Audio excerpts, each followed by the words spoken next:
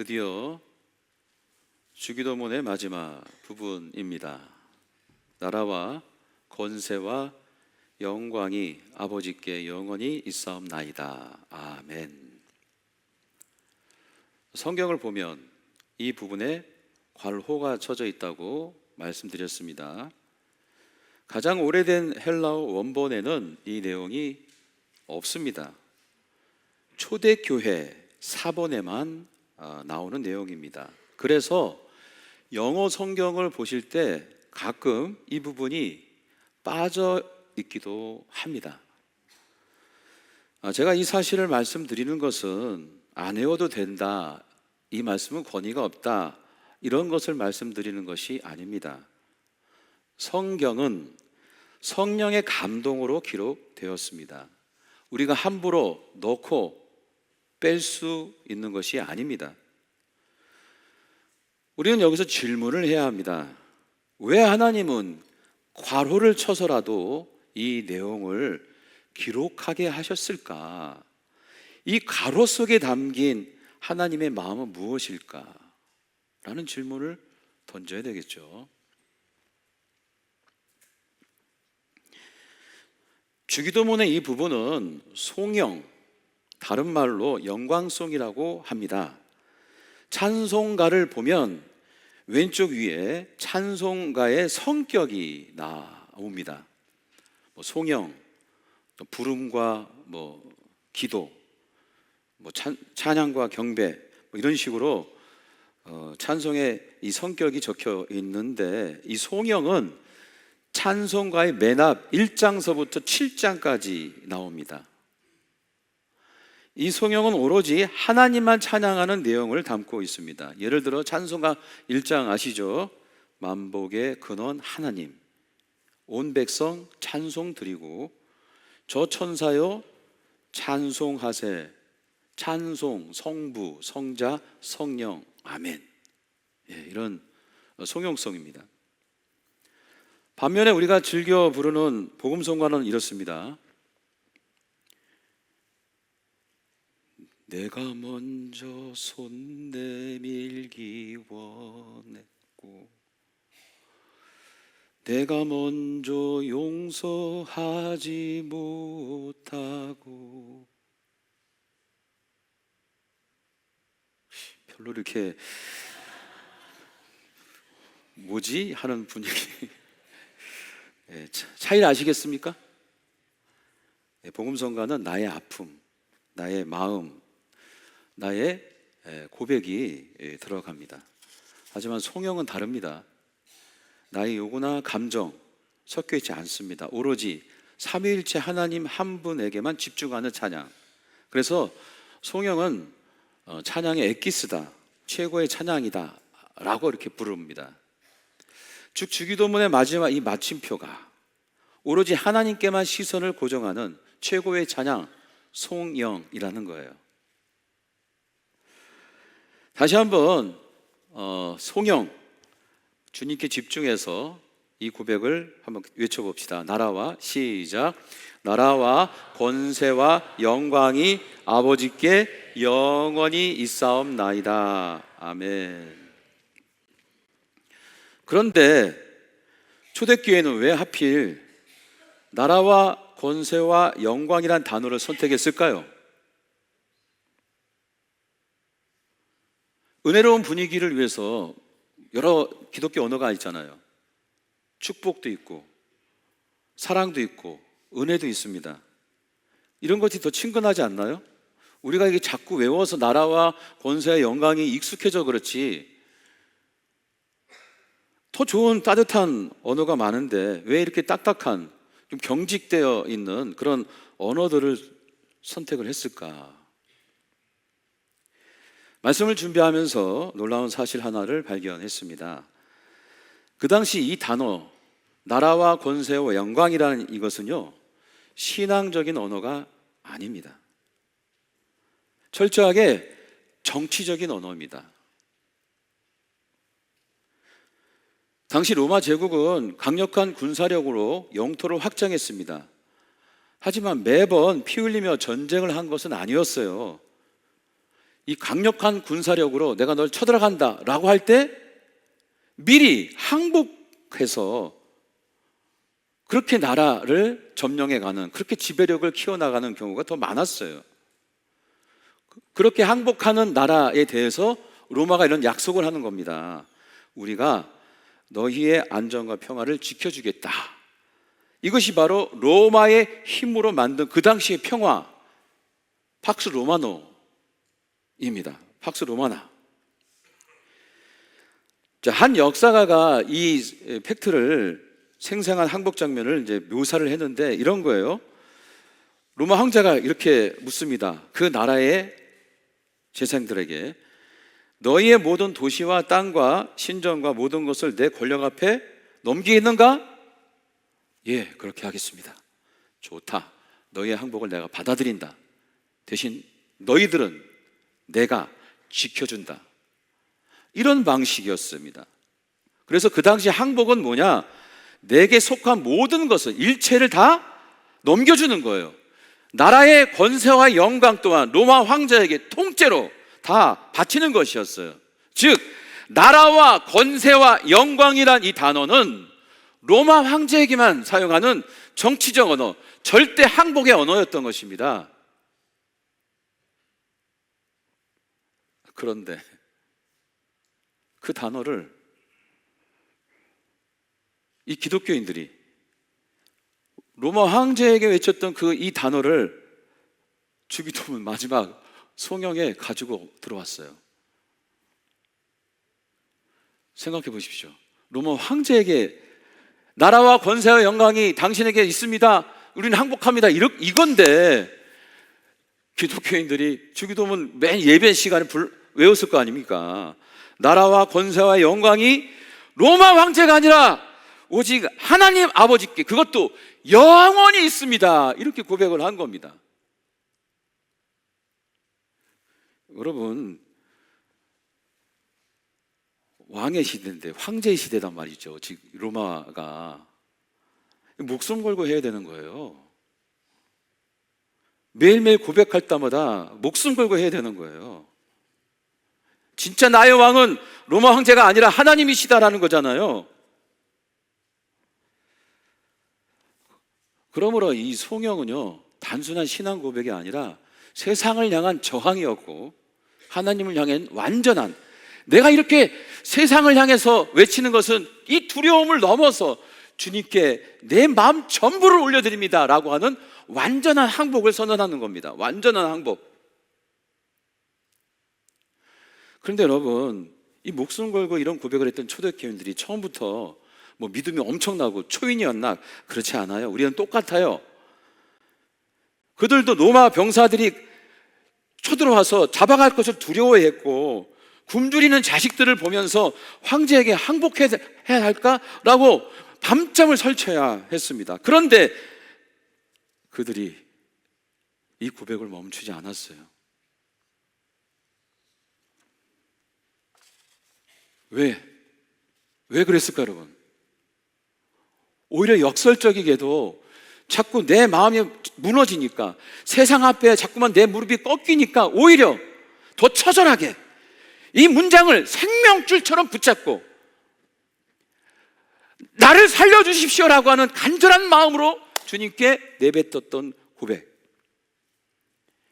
그러니까 이 송영은요, 우리가 우아하고 아름답게 멋있게 성가대 찬양과 함께 부르는 게 아니고 생전 살고 싶다, 오히려 더 살고 싶고 주님의 품 안에 더 거하고 싶고 주님 내 인생을 도와달라고 하는 처절한 몸부림이었던 것이에요.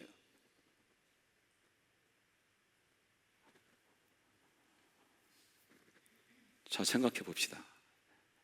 이런 처절한 몸부림을 매일매일 들었던 우리 하나님, 어떤 마음이셨을까요? 지금 우리 이 예배도 받으시고 이 예배자로 서는 우리의 모습 하나하나를 다 보고 계시는 하나님인데 로마 시대에 이 목숨을 건 고백, 송영을 어떻게 듣고 있었을까? 저는 우리 하나님 너무 감동했을 것 같아요. 뭉클하고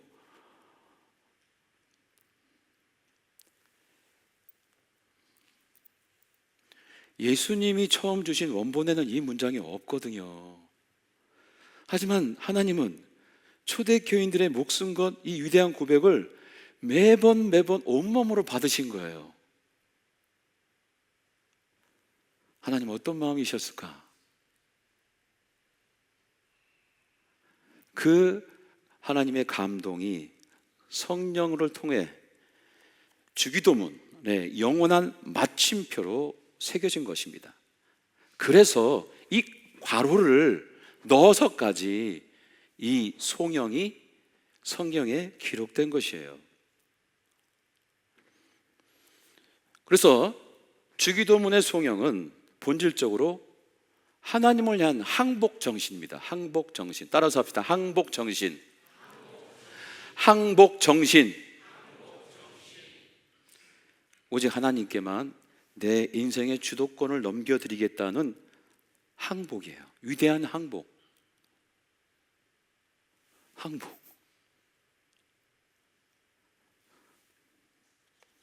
여러분, 하나님께 항복한다는 게 어떤 모습일까요? 상상해 봅니다. 저는 이렇게 규정해 봐요. 내 인생의 운전대를 세상의 성공이나 돈에 넘겨주지 않는 거예요. 내가 아둥바둥 그 운전대를 쥐고서는 이렇게 운전하고 저렇게 운전하고 이런 게 아니고 완전히 손을 떼고 주님 대신에 운전해 주십시오 라고 내려놓는, 하나님께 운전석을 내어주는, 이것이 항복인 거예요. 여러분, 앞으로 이제 자율주행으로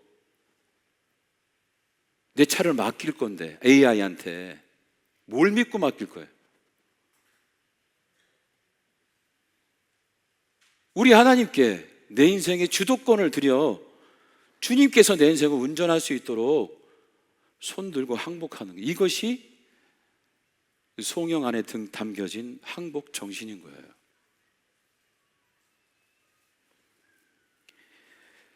이 위대한 항복을 삶의 벼랑 끝에서 처절하게 살아낸 한 집사님의 간증을 여러분에게 소개합니다. 이 집사님은요, 의자 2개가 겨우 들어가는 아주 작고 초라한 미용실을 열었습니다. 남편은 이딴 구멍가게 같은 것을 열어 무슨 돈을 벌려고 그래? 라고 윽박을 지른 거예요. 엎친 데 덮친 격으로 같은 층에 의자가 6개나 되는 화려한 대형 미용실이 들어온 겁니다. 초라한 공간, 남편의 무시, 거대한 경쟁자. 상상만 해도 압박감이 오죠. 집사님도 주눅이 드는 거예요. 실제 손님이 없어요. 그러니까 어떻게 돼요? 불안하고 우울하고 공황장애가 오고 독한 약을 먹으면서 하루하루를 버텼습니다. 그러던 어느 날 한 온화한 권사님이 미용실에 들어와 머리를 하면서 이렇게 얘기하는 거예요. 저 큰 미용실로 가려는데 성령님이 자꾸 이쪽으로 가라고 하시네요. 나도 참 힘들 때가 있었는데 주기도문을 필사하면서 이겨냈어요. 집사님도 한번 해봐요. 쥐푸라기라도 잡는 심정으로 주기도문을 쓰기 시작했습니다. 처음 300번을 쓰는데 팔이 끊어질 때도 아프고 마음이 흔들리는 거예요. 이게 되나? 하지만 포기하지 않았어요. 5000번쯤 썼을 때 갑자기 우리 죄를 사하여 주시옵고라는 이 대목이 가슴으로 확 와닿는 거예요. 그래서 그 자리에 갑자기 눈물이 터지면서 깊은 회개와 방언까지 받는 은혜를 미용실에서 맛본 거예요. 1만 번쯤 썼을 때 일용할 양식을 주시옵고라는 것에 큰 은혜가 되는 거예요. 그렇지, 주님은 내 삶을, 내 생존을 책임져 주시지. 이런 믿음의 고백이 되자 큰 은혜가 오고 확신이 드는 거예요. 그러자 신기하게도 손님이 늘기 시작한 겁니다. 늘어봤자 좌석 2개니까 한석은 비고 한석 이렇게 온 거죠. 어쨌든 놀라운 그 집사님에게 벌어진 겁니다. 그리고 길을 죽였던 그 거대한 대형 미용실이 오히려 짐을 싸서 이사를 가버린 거예요. 2만 번 썼을 때, 지금 여러분 머릿속에 한 구석에 생각하죠. 2만 번을 어떻게 쓰지? 팩트입니다. 이게 다 팩트예요. 그분의 직접 이야기입니다. 2만 번 썼을 때 너의 이름이 무엇이냐, 이렇게 하나님의 음성이 가슴속에 다가오더라는 거예요. 그 질문에 무릎을 꿇고 내가 하나님 자녀인데 난 지금 어떻게 사냐, 이 정체성의 회복의 은혜가 일어난 거예요. 그렇게 정체성이 회복이 되니까 괴롭히던 우울증과 공황장애도 씻은 듯이 나았다는 고백을 하십니다. 3만 번 썼을 때 성령님이 이렇게 묻더래요. 네 소원이 무엇이냐?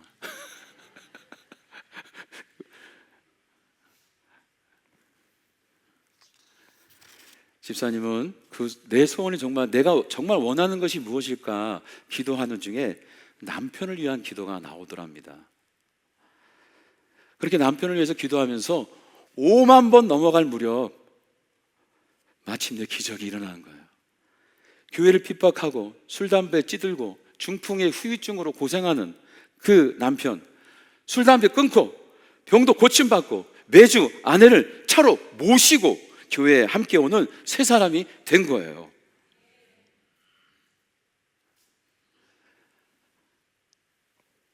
그분은 지금도 매일 주기도문을 쓰고 있다고 합니다.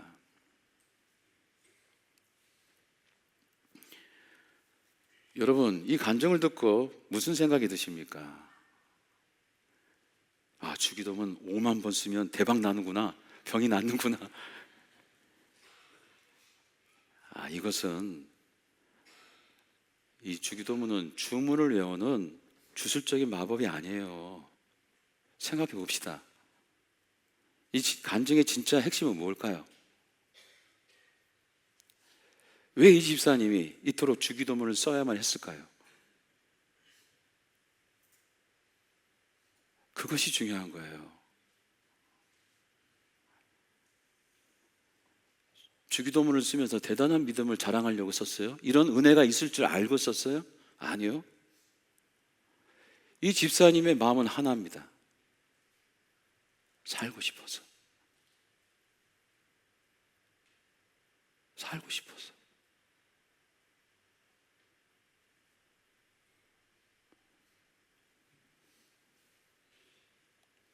이렇게라도 주님 붙잡지 않으면 당장이라도 숨이 넘어갈 것 같아서 죽지 않으라고 살기 위해서 처절하게 몸부림친 거예요. 무슨 주기도문이 주술적 이게 아닙니다, 여러분. 무언가 하나라도 잡고 싶은 그 처절한 몸부림은 어떤 마음에서 출발합니까? 나는 절대 세상에 굴복하지 않을 거야. 난 주님을 붙잡을 거야. 저 화려한 미용실이, 나를 무시하는 남편, 거기에는 나라와 권세와 영광이 없어. 오직 하나님 아버지만이 내 인생의 주관자야. 주님이 나를 살려주실 거야 라고 하는 믿음으로 항복한 거죠. 나 아무것도 못한데 내가 이거 할 수 있는 건 주기도문 쓰는 것밖에 없어요. 하나님,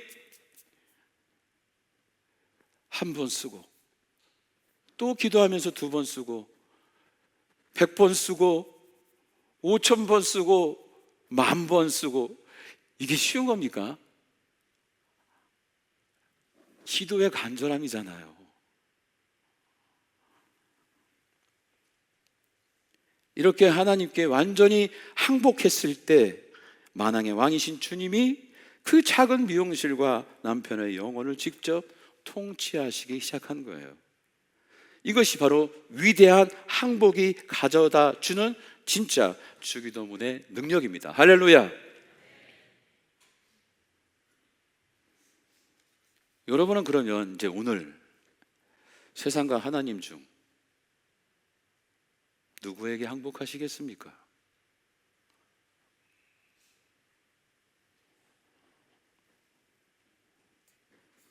솔직히 그동안 우리에게 주기도문 마지막은 뭐였습니까? 아, 이제 기도 끝나는구나, 눈 떠야지, 이 마침표 신호 아니었습니까? 하지만 오늘 우리는 분명히 알았습니다. 우리가 매주 무심코 중얼거렸던 이 짧은 한 줄, 그것은 단순한 끝인사가 아니고 초대교인이 목숨 걸고 한 고백이었으며 한 집사님이 살고 싶은 마지막 사생결단의 마음으로 울려드리는 신앙 고백이었던 것입니다. 여러분, 주기도문은 단순한 종교적 주문이 아닙니다. 매일매일 내 삶을 하나님께 올려드리는 위대한 항복 선언인 것입니다. 이 항복 선언을 통해서 하나님의 주권적이고 완전하시고 전능하신 은혜를 경험하시기를 주의 이름으로 축원합니다. 만왕의 왕이신 우리 주님께서 완전한 항복의 의미로 두 손 높이 들고 나오는 그 영혼들을, 성경에도 없는, 주님이 말씀하지 않았지만 그 고백을 바탕아 성경에 기록했듯이 여러분을 저 하늘의 생명책에 기록해 주실 줄 믿습니다.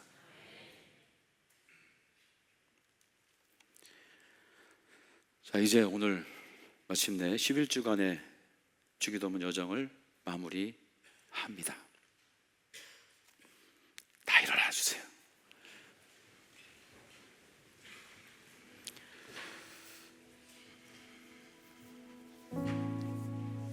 이제 로마 황제 같은 세상 앞에서는, 자, 어깨 한번 핍시다. 어깨를 피고 우리 만왕의 왕이신 주님 앞에는 겸손한 마음으로 이렇게 항복의 의미를 선포해 봅시다. 자, 두 손 들고 제가 선창하면 여러분 아버지께 영원히 있습니다, 이렇게 주님께 항복하는 마음을 담아서 맡깁니다. 도와주셔서 그런 마음으로 간절히 외쳐봅시다. 나라와 권세와 영광이 아버지께 영원히 있습니다. 나라와 권세와 영광이 아버지께 영원히 있습니다. 나라와 권세와 영광이 아버지께 영원히 있습니다. 할렐루야. 믿습니다. 감사합니다. 주님의 권능과 전능하심을 믿습니다. 아멘, 아멘, 아멘, 아멘, 아멘.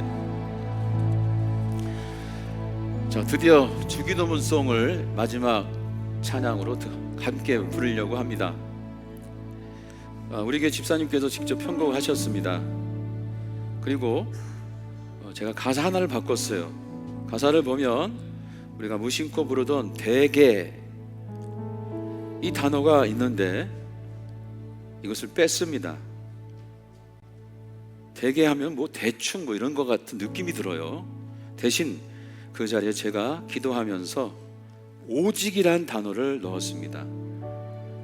오직 주의 나라, 오직 주의 권세, 오직 주의 영광. 이 고백으로 주기도문을 부르는데 가슴이 뛰었습니다. 동일한 은혜 함께 나누고 싶습니다. 우리 다 같이 위대한 고백을 담아 우리 주기도문송 함께 찬양하겠습니다.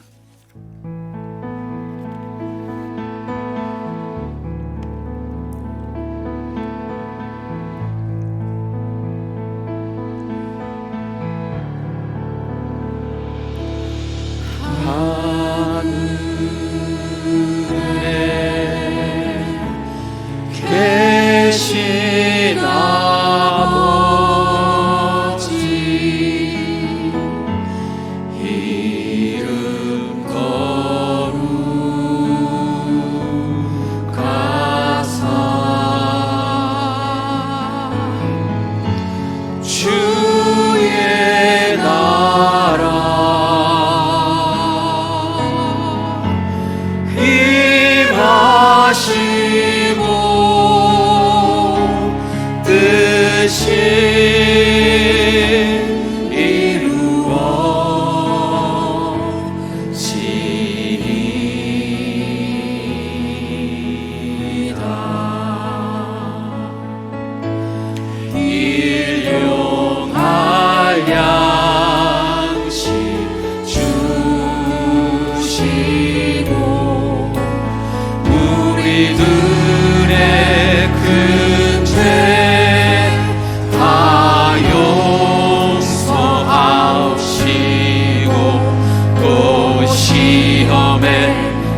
들게 마시고 악에서 구원하소서. 오직 주의 나라 주의 권세 주의 영광 영원히 아멘.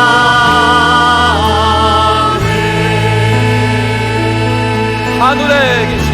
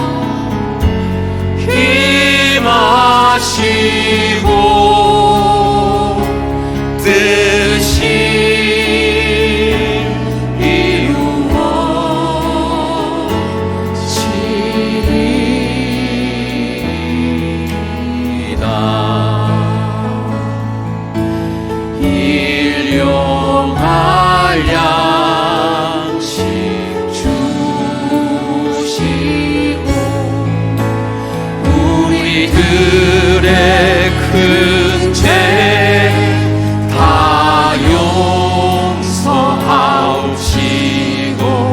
또 시험에 들게 마시고 악에서 구원하소서. 두 손 높이 들고 주님의 영광 주의 나라 주님의 권세 주의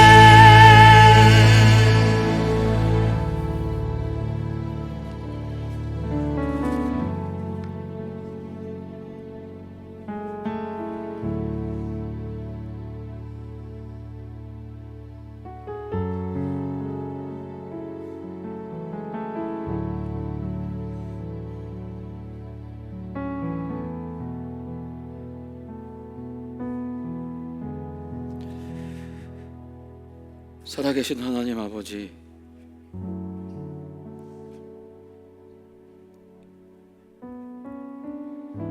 세상에 항복하지 않고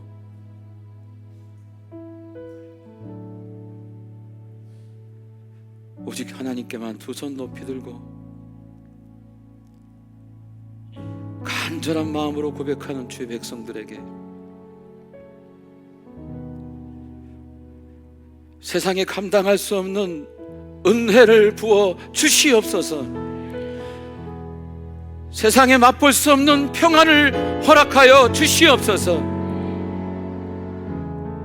세상을 넉넉히 이길 수 있는 당당함을 허락하여 주시옵소서.